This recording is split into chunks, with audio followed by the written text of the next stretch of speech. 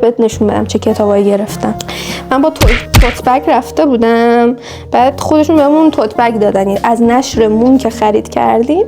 این توت بگ لال نمیرم، توت بگ خوشگله به ما دادن، به فروز دوستم هم دادن، به من هم دادن.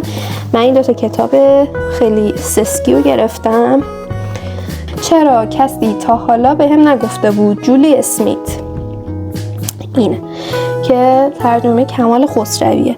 این یکی هم تو آغازگر نبودی درباره شناخت و غلبه بر تروماهایی که به ارث برده ایم. کلا کسایی که تو ایران زندگی میکنن خیلی کتابای روانشناسی میتونه نظرم کمکمون بکنه دیگه. بشینم کتاب بخونم. البته اون قبلی هم هنوز تموم نکردم، از همین شهر کتابه اون کتاب قبلی متیو مکانهی رو گرفتم ولی اونم نخوندم هنوز کامل، مونده نصفش. ولی خب اشکال نداره، من از اینم که توک میزنم به همه کتابا و کم کم آروم آروم تمام میکنم دیگه. دوری خانم بیا اینجا بچه ها ببیننت. شرام باش میخوام من با همه بندای دنیا بازی میکنم. برو. دودی خانم مرغ خریدیم، بروکلی گرفتیم. اینا رو من بدون ادویه توی قالب میریزم، آب پز شه میکسش میکنم میدم میخوره، چون که گربه من از اینا نیست که سبزیجات بخوره، دوست نداره، واسه همین مجبورم که میکس کنم با گوشت مرغ رو بهش بدم. یه کوچولو بروکلی میریزم، مثلا 20% خود پروتئینی که هستش هویج و بروکلی و نخود فرنگی. اینا سبزیجاتایی که به نظرم برای گوارششون مناسبه تا جایی که میدونم. اینا رو میکس میکنم توی مرغ بهش میدم. بریم با من آماده شیم بریم آزمایشگاه.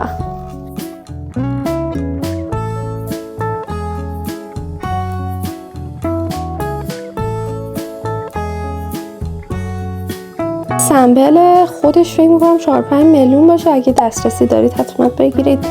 ببین بهشته، معجزه میکنه، پور و پشت نمیکنه خب، ولی من دقیقا از ریمل همینو میخوام که همون موجهی که هست و بلند بکنه و به اون یکی نچسبه.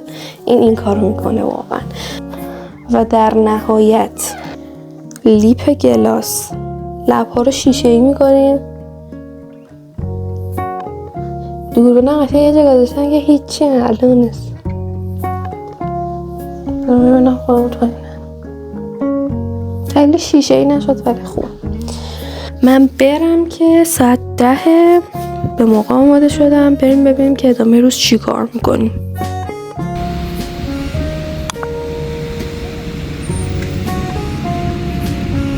خب من اومدم به خودم جایزه بدم. به جایزه که نه ولی خب چیز دیگه بگو. سوزنم کردم، قرار کبودم بشم، گفتم بیام چیز کنم یه چی بخورم اینجا. نمیدونم طاقه بالاشم میشه رفت یا نه ولی خیلی باحاله. باحالیست.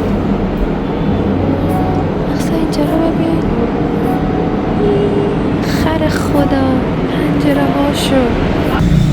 حالا بریم ببینیم منوش چجوری و اینا، یه چی بخورم که خونه کلی کار دارم. بریم تو 10 دقیقه به 12 واسه نهار زوده، واسه صبحونه دیر. بذارم چی دارم.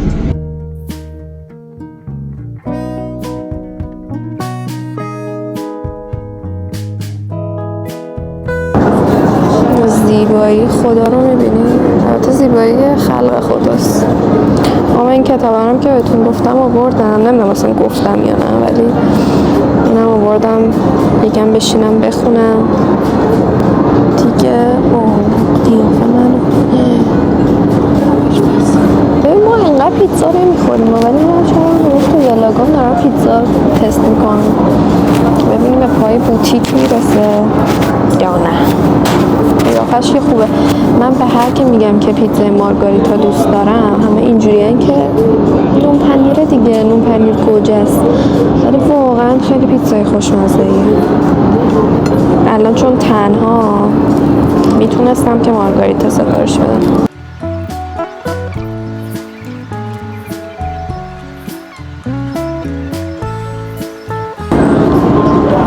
چقدر خوشمزه است.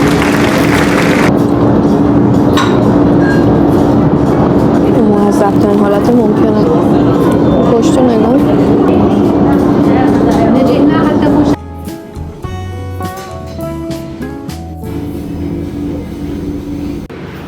خب عزیزم، من دیدم من که تا اینجا اومدم چیزم هست، یه دونه استودیو تور شاپ، استودیو نمیشه، گفتم که چیز کنم بیام بینم سر بزنم. خیلی گوگلیه، فالوش کردم، مثلا چیزایی با مزه و اینا داره.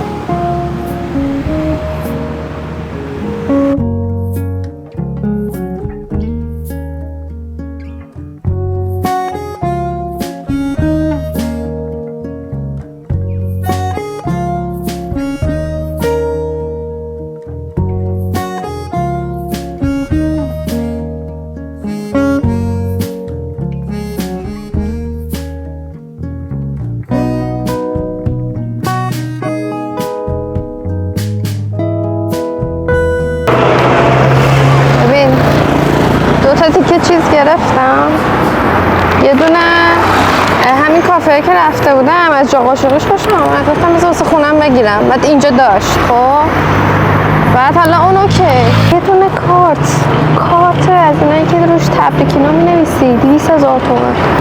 خلاصه گرفتم دیگه. منم از اینایی هم که کارتو میخوام بدم دیگه اصلا تو رو دروایسی گیر میکنم، اینجوری نیستم میگم وای نه چرا این 200,000 تومان. یه بار دیگه فاکتورشو نگاه کنم. ببین زده بود 18,300، بعد من فکرم خب 18,300 دیگه، نه 183,000 تومنه. اشکال نداره.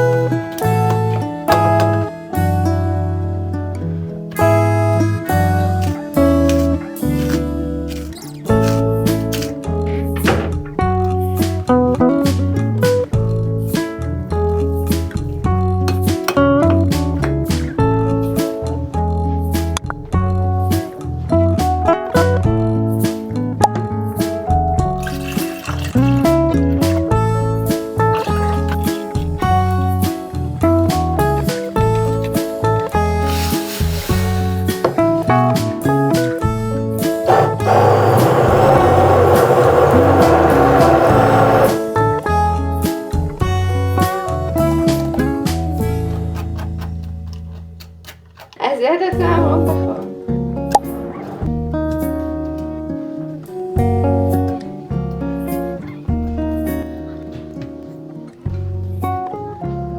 چی بدم؟ پوتایی چیه؟